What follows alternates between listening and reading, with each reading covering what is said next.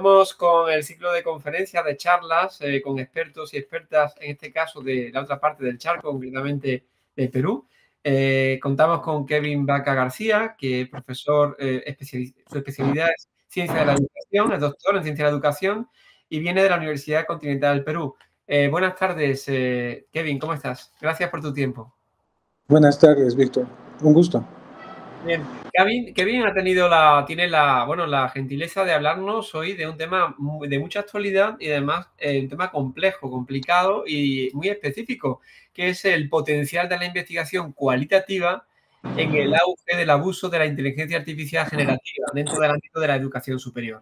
Entonces, ahí, sobre la base de eso, yo sí que nos gustaría un poco, Kevin, que compartieras con nosotros un poco esa información que hay en Perú, ¿no? En vista de que hay un potencial, concretamente del problema en Perú, ha habido una tradición de los estudios cualitativos y ahora está muy presente todo lo que es la situación de las nuevas tendencias cuantitativas, pues surge más o menos, la primera pregunta es, ¿cuál es la situación o el problema que se identifica del auge de estos estudios, de esta inteligencia artificial, ¿no? Según tu criterio. Gracias. Sí, respecto de eso, Perú, ha habido una tendencia en la década de realizar estudios cuantitativos. Sobre todo cuando hablamos de tendencia tenemos que hablar quiénes investigan más. Investigan más, generan tesis de pregrado, los que egresan de los 5 años en los estudios de pregrado en las universidades. Y también se ha mantenido una tendencia de que graduarse es difícil, hacer la tesis, ahí le dicen tesis, es difícil. Por lo tanto, la mente del egresado ha estado buscando la vía más fácil y entre ellas mandar a hacer una tesis. Pero cuando mandaban a hacer o cuando hacían, como sea, el auge, las investigaciones que han dominado han sido de enfoque cuantitativo, aquellos que nos permiten una medición de la realidad y que por supuesto se dividen en diferentes niveles. Y aquí está el problema. El nivel descriptivo predominó hasta más o menos el 2014, los estudios de ese tipo. Y antes de ese ciclo, seguramente estaríamos hablando de estudios cualitativos. Pero volviendo, a partir del 2014, más o menos, podríamos hablar del 2017, 15, no me puedo equivocar, las investigaciones eran más bivariadas en las universidades. ¿Qué quiere decir? Por ejemplo, ¿cuál es la relación entre la actividad, el deporte físico y burnout estudiantil? Dos variables y una correlación. Y se había creado, tal vez no se dieron cuenta los académicos, que se había creado la tendencia de valorar más aquella investigación donde los estudios tenían resultados, en este caso correlación bivariada, significativos. Es decir, que no pasaban el margen de la significación de 0,05 en estudios sociales. Y todos los estudios crearon esa falsa creencia de que tenían que ser significativos para tener un peso. Si no, no valían, estaban mal hechos. Pero en la realidad es que no. Cuando uno explora correlaciones, puede explorar y puede encontrar correlaciones fuertes, pero también podría no encontrar, que también es un hallazgo. En todo caso, después de establecer este punto donde están presentes las tendencias cuantitativas, comparamos por qué no hacían las investigaciones cualitativas.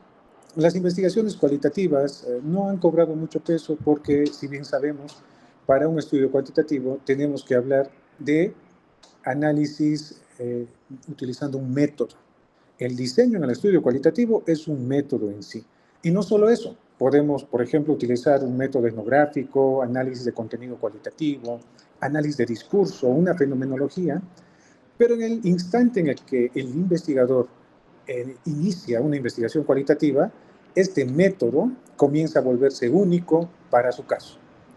Y ahí hablamos de una expertise, una experiencia enriquecedora que lo vuelve experto en ese único punto. Ajá.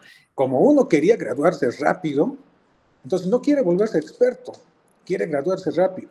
Y en el estudio cuantitativo, ahí está la opción. Hago un planteamiento, el planteamiento me señala que existe un problema. Y si tengo suerte, algún documento, algún diagnóstico me señala que sí, ese problema es evidente, existe, ha hablado UNICEF, el MINSA, el Ministerio de Salud o el Ministerio de Educación, etcétera, etcétera. Y después tenemos la base teórica que soporta una hipótesis y la hipótesis se contrasta en la estadística, en los análisis estadísticos. Y es aquí el primero. Como todos creían, hemos establecido antes que las tendencias cuantitativas se sujetaban mucho de la significación estadística, creían que así nomás era un estudio correctamente realizado con significación, comenzaron a falsear, comenzaron a poner el 0,0 inferior a 0,05. Ahí inició el primer intento, el primer indicador de deshonestidad. Luego de eso, comienzan algunas universidades a pedir la base de datos. Por ejemplo, en SPS nosotros utilizamos una base de datos, la cual analizamos, pero hemos tabulado a partir de las encuestas y datos obtenidos. ¿Y ahí qué ha pasado? Con un Excel, simplemente con una combinación programación de colores, podríamos identificar los datos que nos perjudican una correlación y modificarlos. Allí cuando teníamos esos datos o esos colores que nos indicaban solo en Excel qué correlación, qué dato estaba perjudicando la correlación perfecta, comenzaron a modificar. Y acá tenemos también el segundo indicador, la tendencia de fraude, de deshonestidad. Y luego, ¿qué pasó? Nadie se daba cuenta todavía, por lo menos en determinadas universidades esto pasaron por alto. Con el auge de las inteligencias artificiales, no solo lo hacían más perfecto, podíamos utilizar en simple ChatGPT, que es una inteligencia artificial con mayor demanda, ChatGPT podía analizar una base de datos e indicarte en qué fila, en qué celda estaban estos datos que perjudicaban la correlación. Todo por seguir una falsa creencia de que los estudios significativos eran correctos. Y no solo eso es solo un punto que podía ayudar, pero ayudar de una mala manera, entre comillas, ¿no? De una mala manera a los estudiantes egresados. Porque también tenían problemas en el planteamiento y se lo encargaban a ChatGPT, a Perplexity y a otras herramientas de inteligencia artificial generativa. Estas herramientas simplemente se pedían un formato de salida APA7, te generaban las referencias en perfecto APA7, pero no tomaban la información del punto, de la parte necesaria. Podían tomar la información de un autor, pues Sánchez 2022, por ejemplo, pero este autor es de un diario de poca credibilidad local en alguna ciudad. O de repente de un estudio X que no está indexado a ningún repositorio, que simplemente es un documento es un manuscrito que no tiene verificación ni control de criterios de calidad. Entonces, ¿qué ha pasado? Ya está perjudicando. El problema era que era percibido como difícil, que había una tendencia investigativa, que había servicios aledaños que perjudicaban esta situación y también que había una aceptación demasiado errónea para mi criterio de las investigaciones cuantitativas en exceso, que han facilitado que las personas pues reciban bien las inteligencias artificiales para mal, para la deshonestidad. El planteamiento del problema lo podía hacer como un perfecto escritor cualquier inteligencia artificial de las que he mencionado. También Claude. Luego tenemos los antecedentes. Los antecedentes lo puede hacer cualquier inteligencia artificial, solo se le presenta un formato. Luego tenemos las bases teóricas. Y en las bases teóricas también nos podían mantener. Sin embargo, aquí están los primeros errores. Las inteligencias artificiales generalmente no toman este criterio para utilizar las definiciones conceptuales y conceptos muy precisos. Comienzan a parafrasear y lo confunden. Confunden citas textuales con parafraseadas y a veces se equivocan, muchas veces, en párrafos y páginas. El primer indicador de que las cosas van mal y de las personas que han utilizado eso, pues podría ser un indicador por el cual podrían ser atrapados.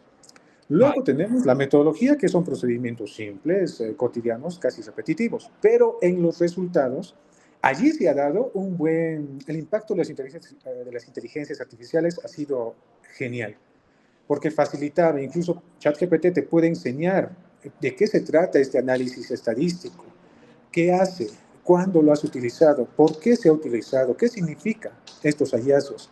Y esto nos facilita una discusión, pero que también podrían mandarlo otra vez a la inteligencia artificial el redactar la discusión. Por último, tenemos, luego de los resultados y discusión, las conclusiones en los estudios cuantitativos. Y es lo más importante, en todos los estudios, ya sea que tengan resultados principales, como los cualitativos, o conclusiones, básicamente, en los cuantitativos, hablamos de este aporte que tienen los estudios, las conclusiones o resultados o hallazgos principales. Decía Morin, si no me equivoco, que esta acción investigativa en la cual nos encontramos nosotros siempre es como un océano de incertidumbre con breves y pequeños archipiélagos mediante los cuales nosotros navegamos. Entonces, es la información científica la única que nos hace habitable esta vida que tenemos, nos hace tolerable, porque en cierta medida es muy cierto, vivimos en un océano de incertidumbres. Todas las ciencias buscan la verdad, pero en los estudios tenemos verdades temporales, casi siempre y la mayoría de veces hipotéticas, a pesar de que han corroborado hipótesis. Los estudios o bien son probables, que van a vencer, o bien son necesarios, las conclusiones, o bien son nuevamente hipotéticos. Entonces, desde este punto, a partir de todo lo que he dicho, podríamos destacar, para nosotros, primero, un nuevo criterio, valorar los estudios de cualquier tipo, ayudados o no con inteligencia artificial, tenemos que ver la calidad de esa verdad. El estudio pudo haberse ayudado de inteligencias artificiales. Uno, pudo también haber hecho con inteligencias artificiales, pero falseando datos. Entonces se dan muchas situaciones. Lo que nos interesa es que el uso se mantenga para cuidar esa verdad. Porque si uno inventa los datos, ya no está cuidando la verdad, está falseando correlaciones, está falseando hallazgos. Y aquí viene, creo, ya todo el antecedente de la investigación cuantitativa y el estado problemático. Muy bien, sí, sí. Pero a todo esto se nos plantea la siguiente cuestión, porque has comentado temas muy interesantes sobre el uso de la inteligencia artificial, pero ¿cuál es, en qué situación o cuál es el problema, si lo ha identificado, de conexión, ¿no? ¿Cuál es el problema dentro de las tendencias que hay? ¿Cuál es la conexión del abuso de la inteligencia artificial con las nuevas tendencias cuantitativas? Con ambas tendencias, ¿no? Ahora, la conexión es que todavía las investigaciones cuantitativas traen, por lo menos en mi contexto nacional, me voy a atrever a generalizar, traen todavía una búsqueda del facilismo, una búsqueda de lo fácil, del que quiero graduarme, quiero egresar y licenciarme muy rápido. Traen eso. Y traen consigo, esta es la conexión. Yo busco las cosas fáciles y apareció el auge de las herramientas de inteligencia artificial. Estas son las que perfectamente en mi necesidad. Y antes de eso, pues había muchos negocios, siguen existiendo negocios que ofrecen servicios de redacción de tesis. Ajá. Incluso hay anuncios de redacción de tesis. Aprende a redactar tu tesis con inteligencia artificial, etcétera, etcétera. Entonces, el facilismo, ¿ya? Y el deseo de graduarse rápido, y aquí este aura de dificultad que se ha envuelto en la tesis, motiva, es el mecanismo que impulsa este uso. Muy interesante. Y bueno, y Kevin, en relación ya a tu experiencia como docente, ya no solamente como investigador, sino como docente, ¿qué nos puedes compartir de tu experiencia dentro de la Universidad del Perú? Porque nos interesa mucho ver qué está pasando, bueno, no solamente en la Universidad Continental, donde tú estás adscrito, sino a nivel universitario en la educación superior en Perú. Correcto. Creo que podría describir un poco mi experiencia sobre lo que he descrito para también terminar un poco conectando el potencial que tienen los estudios cualitativos Ajá. en este problema, ¿no? Entonces, mi experiencia. Lo último, hace muy poco en un círculo de estudios planteamos una propuesta, investigar sobre una tesis de factores asociados, pero cuantitativa. Entonces, lo que pasó es que aparecieron varios docentes, colegas que tenían intención de investigar. Todos trajeron sus aportes. Yo quiero investigar, yo propongo que podría irse por esa dirección, tenemos el problema. Pero había allí un caso anecdótico en que una propuesta fue, pues, nos creó la duda, porque todos los antecedentes que habían llegado eran perfectos, calzaban perfectos al título. eran el mismo título potencial del estudio, pero en diferentes años.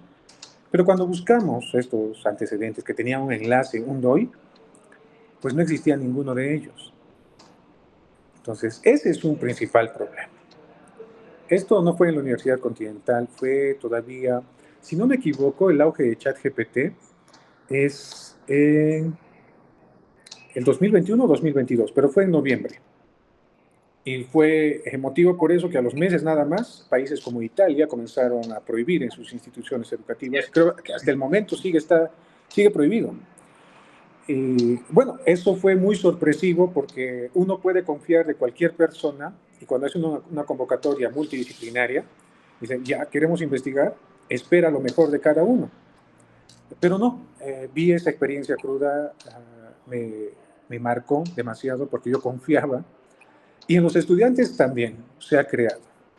Yo creo que algunas formas o estrategias educativas deberían cambiar. Por ejemplo, el trabajo en foros. Cuando un estudiante está cansado, tiene indicadores de estrés académico, de repente ya está llegando al burnout, pues podría estar muy tentado a utilizar mecanismos que les ayuden. Por ejemplo, la resolución de foros. Yo veo que a menudo, pero en un bajo porcentaje, pero sí lo he visto, estudiantes que están comenzando a escribir, escriben muy bien en los foros y comienzo a sospechar que podría ser motivo de intervención. Los foros es el principal espacio que creo que debería cambiarse dentro de las estrategias educativas. Esta herramienta no ayuda tanto. En ese sentido, porque, bueno, se le ofrece esa ventana, ¿no?, de libertad. Por otra parte, he visto también el mecanismo del cual estamos hablando es pues el facilismo y la dificultad que existe en la cabeza y en la mente del estudiante. Eso podría decir, pero ya saliendo del esquema académico, más en la calle, vamos a decir, los servicios de redacción de tesis. ¿Qué es lo que hacen? Yo era y he sido constantemente muy animoso en el sentido de involucrarme en estos espacios. Me involucro bastante en estos espacios y pregunto costos, pregunto cómo hacen, pregunto los cursos. Y lo que he notado es que eh, ofrecen servicios distintos. Ofrecen servicios en los cuales redactan artículos, redactan tesis de pregrado, redactan tesis de posgrado, de maestría, hasta de doctorado. Y todo. ¿Se imaginan una persona, un médico que haya obtenido su título, pero sin saber leer un artículo científico de ese tipo? Y he visto que eso también es un problema latinoamericano.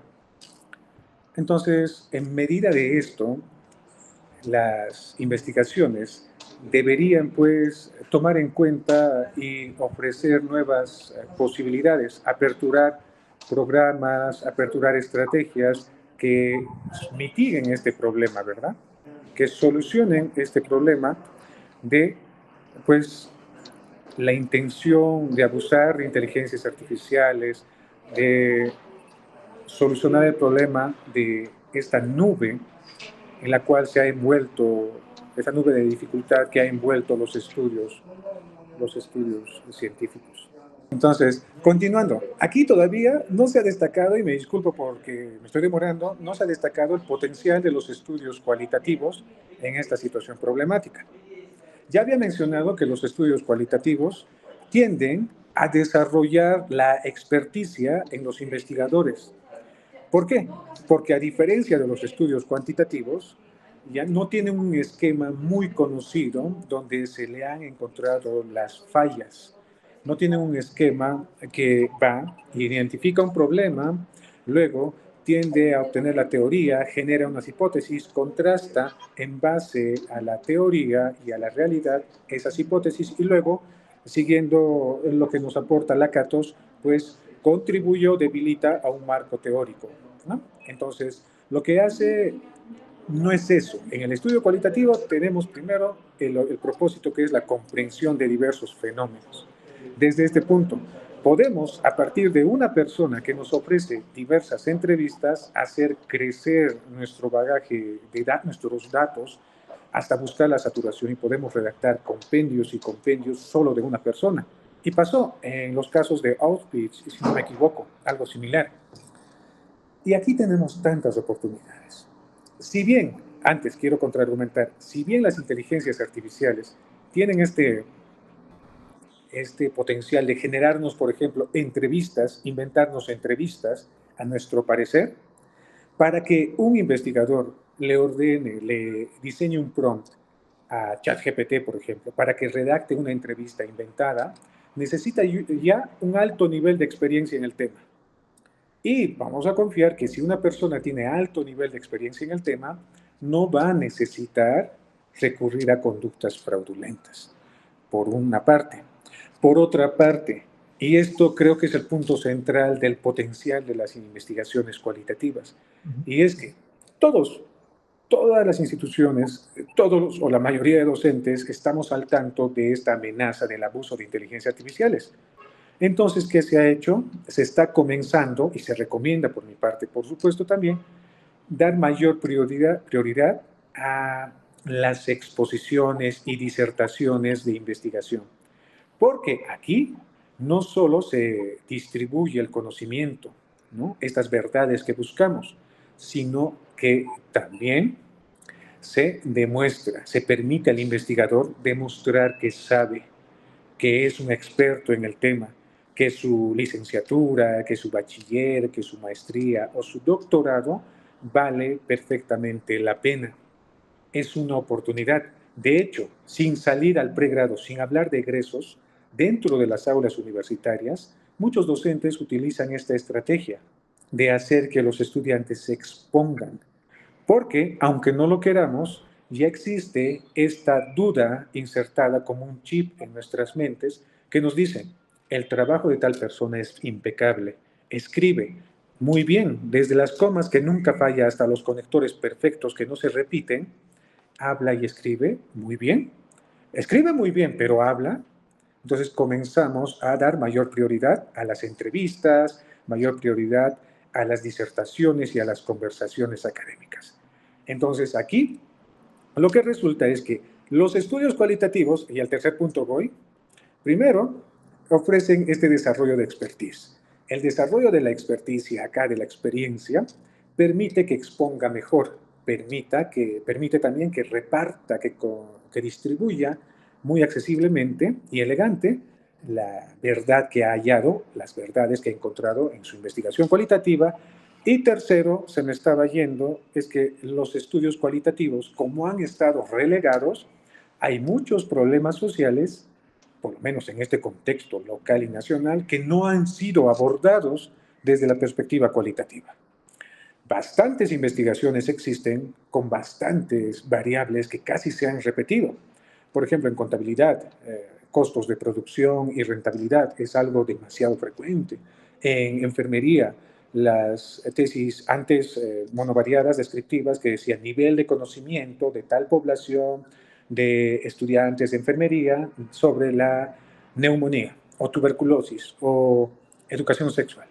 Luego las correlaciones repetidas, ¿no? Hábitos alimenticios y anemia, ¿no? Hábitos, conducta deportiva y estrés académico y calificaciones. Entonces, se ha saturado en cierta mediana medida y todavía podemos dudar mucho de la legitimidad de muchos estudios, pero se ha dejado de lado. Se ha dejado de lado la oportunidad cualitativa de abordar, de realizar este abordaje en el cual nosotros, primero, identificamos un problema que podríamos alertarnos a partir de estudios cuantitativos, pero queremos comprender por qué hay una relación entre el hábito alimenticio y la prevalencia de anemia. Queremos comprender por qué en zonas urbanas del Cusco existen niños con anemia si son zonas con estratos demográficos altos, es decir, cuyos padres ganan bien sus ingresos mensuales.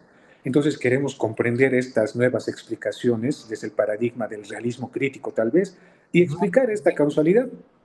Esta oportunidad también me encanta bastante porque cuando uno le comparte a los estudiantes de reciente egreso a las universidades, le aperturamos y le rompemos un poco el chip de que las cosas van a ser difíciles adelante. De que puedes investigar, sí, así se investiga, causas, factores de riesgo y protectores en diversos estudios. Hay diversos factores, sí, es la vista cuantitativa, pero también tenemos que comprender por qué se da, por qué algo raro en nuestra mente nos permite, algo que hemos identificado con nuestros ojos de profesionales, ¿ya? Lo podemos explicar a través de un estudio cualitativo, de entrevistas, de análisis fenomenológicos, de historias de vida, etcétera, etcétera. Y todavía yo, que soy cusqueño, siento nostalgia porque, por ejemplo, en mi estudio de pregrado, estudié durante bastantes años a poblaciones que ya estaban muriendo y que tenían una memoria colectiva por indagar y que ya se estaba perdiendo. Y así como esa población de muy pocas personas, en otras poblaciones todavía hay. Y por esa nostalgia, por la historia, por los conocimientos ancestrales, también me motivé a desarrollar mis prácticas, no solo desde el lado cuantitativo, sino desde el cualitativo y en el mixto. Muy bien.